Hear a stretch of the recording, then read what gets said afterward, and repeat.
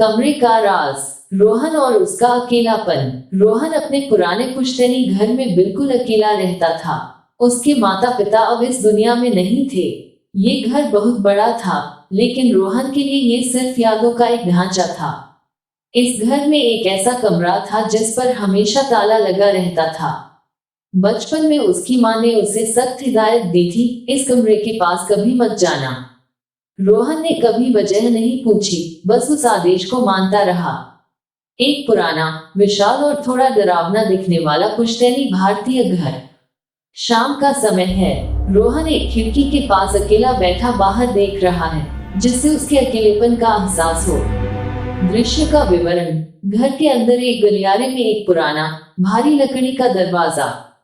उस पर एक बड़ा, जंग लगा हुआ ताला लटका है। माहौल में धूल और सन्नाटा है। दृश्य का विवरण। घुप अंधेरे कमरे में एक मोबाइल स्क्रीन की तेज रोशनी। घड़ी में समय रात के 2:13 है। स्क्रीन पर हिंदी में मैसेज दिख रहा है। रोशनी से रोहन का डर से भरा आधा चेहरा दिख रहा है। दृश्य का विवरण। उसी बंद दरवाजे का एक क्लोजअप शॉट।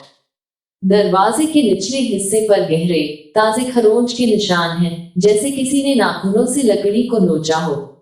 दृश्य का विवरण।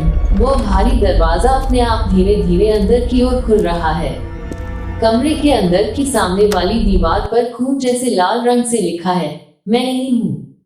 रोहन का साया बाहर खड़ा है। दृश्य का विवरण। रोहन का चेहरा अत्यधिक भयभीत है, पसीना छूट रहा है। उसके ठीक पीछे, कंधे के पास एक धुंधला, काला साया, शैडो फिगर उसके कान में कुछ फुसफुसाने के लिए झुक रहा है। दृश्य का विवरण। सुबह की रोशनी। रोहन जमीन पर मृत पड़ा है। उसका चेहरा डर से जमा हुआ है। उसके हाथ में मोबाइल है, जिसकी स्क्रीन पर आखिरी मैसेज दिख रहा है, अब बारी तुम्हारी है।